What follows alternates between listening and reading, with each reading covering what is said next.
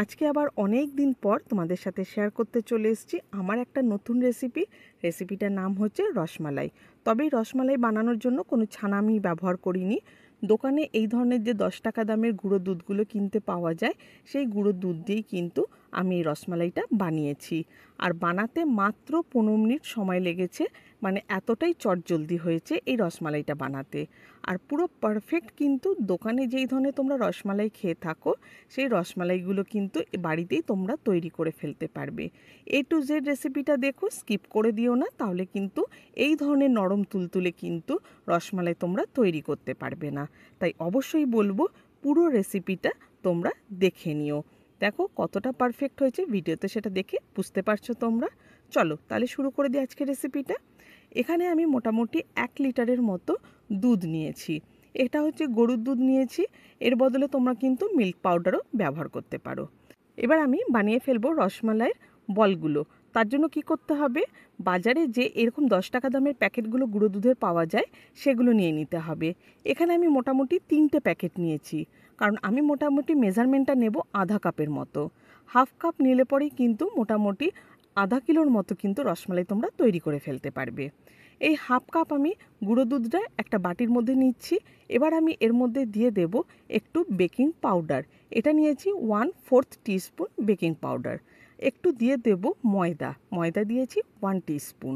আচ্ছা, এবার একটু ভালো মতো শুকনো উপকরণগুলোকে মাখিয়ে নেব। মাখিয়ে নেওয়া হয়ে গেলে পরে এর মধ্যে দিয়ে দেব সামান্য একটু ঘি। আচ্ছা, ঘিয়ের মেজারমেন্টটা একটু বলে দিই। এখানে আমি নিয়েছি 1 টিস্পুনের মতো ঘি।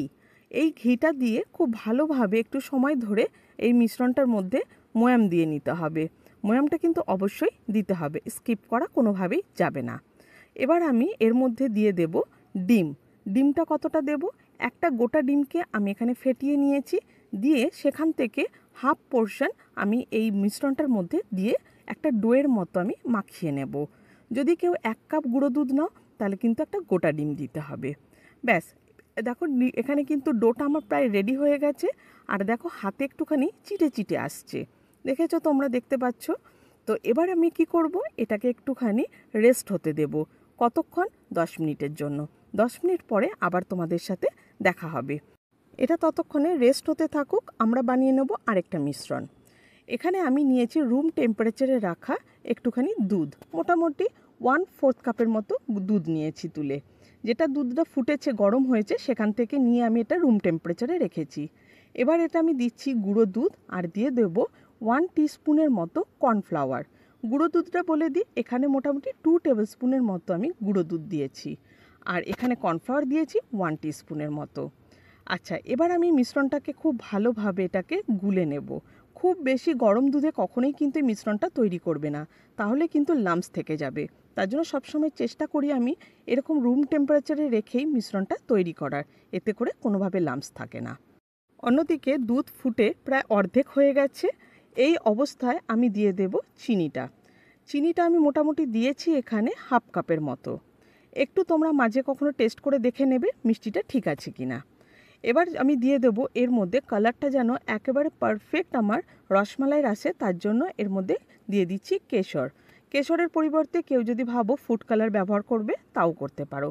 তবে কেশরটা দিলে এর কিন্তু মানে স্মেলটা খুব সুন্দর হয়। কেশরটাকে এবার দুধের সাথে একটুখানি গুলে নিয়ে এর মধ্যে দিয়ে দেব 2টো এলাচ। এলাচের দেওয়ার কারণই হচ্ছে স্মেলটা যেন ভালো হয়, তার জন্য। কেউ যদি ভাবো গোলাপ জল দেবে, সেটাও কিন্তু ব্যবহার করতে পারো, সেক্ষেত্রে গোলাপ জল কিন্তু একেবারে শেষে দিতে হবে। এবার আমি দিয়ে দেব সেই গুলে রাখা আমার মিশ্রণটা। এইটা ব্যবহার করার কারণ এবার আমি তোমাদেরকে বলে দিচ্ছি। একেবারে শর্ট টাইমে যদি কেউ খুব তাড়াতাড়ি দুধটাকে ঘন করতে চাও, তাহলে কিন্তু এই মিশ্রণটাকে তৈরি করে এর মাঝখানে এইভাবে দিয়ে দিলে কিন্তু খুব চটজলদি দুধ ঘন হয়ে যায়। এটাই হচ্ছে টিপস। কারণ দুধ যদি জাল দিয়ে ঘন করতে চাও, অনেকখানি সময় লাগবে। এটা দিয়ে যদি মানে মিশ্রণটা যেটা আমি ব্যবহার করেছি, সেটা দিয়ে যদি দুধটাকে ঘন করা হয়, তাহলে কিন্তু দুধ খুব তাড়াতাড়ি ঘন হয়ে যায়। 3 থেকে 4 মিনিট ওটাকে এখন আমি ঘন হতে দেব। আর তার মাঝখানে আমি বানিয়ে নেব বলগুলো। একটু হাতে জল দিয়ে নিচ্ছি, দিয়ে এখান থেকে ছোট ছোট লেচি কেটে এর এক একটা বল তৈরি করে নেব। আচ্ছা, এই বলটা তৈরি করার সময় তোমাদেরকে একটা আমি টিপস বলে দিচ্ছি। বলটা যেন কোনোভাবেই ক্র্যাক না থাকে। কারণ বলগুলোর মধ্যে ক্র্যাক থাকলে পরে দুধে দেওয়া মাত্র কিন্তু ভেঙে যাবে। দেখো তোমাদেরকে দেখাই, দেখো একটুও কিন্তু দেখো ক্র্যাক নেই, কিন্তু ক্র্যাক কিন্তু অবশ্যই বলবো একদম যেন না থাকে। আচ্ছা, এটা আমার একটু সময় সাপেক্ষ লাগছে, তাই আমি আগে প্রথমে ছোট ছোট লেচিগুলো কেটে নিচ্ছি। লেচিগুলো কেটে নিয়ে পরে এগুলোকে একটা রাউন্ড শেপ আমি দিয়ে নেব। সবকটা লেচি কাটা হয়ে গেলে পরে এরকম হালকা হাতে এবার এগুলোকে একটা রাউন্ড শেপ দিয়ে নিতে হবে। কোনোভাবেই যেন কিন্তু ক্র্যাক না থাকে, এটা কিন্তু অবশ্যই খেয়াল করতে হবে। একেবারে যেন পারফেক্ট গোল হয় এই বলগুলো। ক্র্যাক থাকলে পরে কিন্তু এগুলো দুধে দেওয়া মাত্রই ভেঙে যাবে, এটা কিন্তু অবশ্যই মাথায় রাখতে হবে। চলো, দুধটা আমার এদিকে প্রায় ঘন হয়ে গেছে, আর এর বেশি ঘন করব না, কারণ ঠান্ডা হলে পরে দুধ আবার কিন্তু বেশি ঘন হয়ে যাবে। তাই এই অবস্থাতেই আমি রেখে দেব। এবার আমি এর মধ্যে দিয়ে দেব আমার সেই গোল করে রাখা বলগুলোকে। এই বলগুলোকে এখন এক এক করে আমি দুধের মধ্যে ছেড়ে দেব, রসমালাইগুলোকে। ব্যাস কিছুক্ষণের জন্য আমি এগুলোকে এবারে ফুটতে দেব। আগে এগুলোকে ছেড়ে নিই, তারপরে তোমাদেরকে বলে দিচ্ছি কতক্ষণ এটা রাখতে হবে। এবার আমি এটাকে মধ্যে বলগুলোকে দেওয়া হয়ে গেলে পরে একটা ঢাকনা লাগিয়ে দেবো। ঢাকনাটা লাগিয়ে এটাকে মোটামুটি 2 থেকে 3 মিনিটের জন্য এটাকে একটুখানি বয়েল হতে দেবো। কিন্তু দেখবে মোটামুটি 1 মিনিট যাওয়ার পরেই দেখবে যে ছোটো ছোটো বলগুলো নিচে চলে গেছে, সেগুলো কিন্তু ভেসে দেখবে ওপরের দিকে উঠে আসছে। তোমাদেরকে ভিডিওতে দেখবে দেখাচ্ছি, আমি এখানে কিন্তু কোনো কাট করিনি, জাস্ট আমি তোমাদেরকে পরপরই দেখাচ্ছি। দেখো এক এক করে কিন্তু বলগুলো দেখো ওপরে ভেসে উঠছে, দেখেছো? দেখো বলগুলো তার কিন্তু পারফেক্টভাবে আমার এখানে কুক হচ্ছে। ব্যাস 2 থেকে 3 মিনিট রাখবো, দিয়ে এটাকে একটুখানি নাড়িয়ে দেবো যাতে ওপরের অংশটা নিচে চলে যায়। কোনোভাবেই কিন্তু এই সময় হাতা বা খুন্তি দেওয়া যাবে না, না হলে কিন্তু রসমালাইয়ের বলগুলো ভেঙে যাবে। তাই এইভাবে একটু নাড়িয়ে চাড়িয়েই কিন্তু আমি এই রসমালাইটাকে ওপর নিচ করে দেব। ব্যাস হয়ে গেল রেডি। দেখো কত সুন্দর বলগুলো ওপরে উঠে এসছে, পারফেক্ট হয়েছে একেবারে। আর কিন্তু এগুলো ফুলে দেখো কতটা ডাবল হয়ে গেছে, আগের থেকে মনে হচ্ছে না বেশ বড়। যার যদি সন্দেহ লাগে যে বলগুলো রেডি হয়েছে কিনা, এরকম আমার মতো একটু টুথপিক দিয়ে দেখে নেবে। হ্যাঁ, পারফেক্ট হয়েছে, কুক হয়ে গেছে। আর এর বেশি আমি কুক করব না। এবার আমি গ্যাসটাকে অফ করে দিচ্ছি, দিয়ে এটাকে আমি কমপ্লিট ঠান্ডা হতে দেব। এই সময়েও কিন্তু কেউ কখনো বলকে হাত দেবে না, কারণ রসমালাইয়ের বলগুলো কিন্তু এই সময় ভীষণ নরম থাকে, খুন্তি দিলে পরে কিন্তু ভেঙে যাবে। এবার আমি এটাকে পুরোপুরি ঠান্ডা হতে দেব। ঠান্ডা হয়ে গেলে পরে তোমাদেরকে সার্ভ করে দেখাবো, আর ভেঙেও দেখাবো কতটা সফট হয়েছে। চলো, মোটামুটি 15 মিনিট বাদে আমি তোমাদেরকে সার্ভ করে দেখাচ্ছি। দেখো ঠান্ডা হয়ে গেছে রসমালাইগুলো, এবং কতটা সফট হয়েছে সেটাও তোমাদেরকে আমি দেখিয়ে দেব।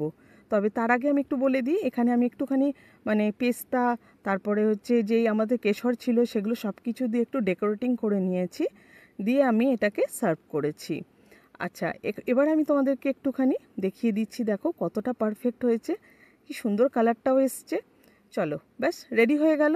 মাত্র 15 মিনিট আমার সময় লেগেছে পুরো রেসিপিটা তৈরি করতে। এবার তোমাদেরকে আমি একটুখানি তুলে দেখাচ্ছি। দেখো কত সুন্দর হয়েছে, দেখো দুধটাও কত পারফেক্ট হয়েছে। একটা ভেঙে তোমাদেরকে দেখাচ্ছি, দেখো কতটা নরম তুলতুলে হয়েছে। দেখো এবার তোমাদেরকে একটু কাছ থেকে দেখাচ্ছি, দেখো কতটা নরম তুলতুলে হয়েছে। রেসিপিটা কেমন লাগলো কমেন্টে জানিও, বন্ধুদের মধ্যে প্রচুর শেয়ার করে রেখো। ইনসাইড কিচেন চ্যানেলকে সাবস্ক্রাইব করে নিও, বেল আইকনটাকে অবশ্যই ক্লিক করবে যাতে করে নতুন কোনো ভিডিও আপলোড করলে তার নোটিফিকেশন তোমরা আগে পাবে। তাহলে আজকের ব্লগটা এখানেই শেষ করছি। নতুন একটা ব্লগে খুব শীঘ্রই তোমাদের সাথে আবার দেখা হবে। টাটা।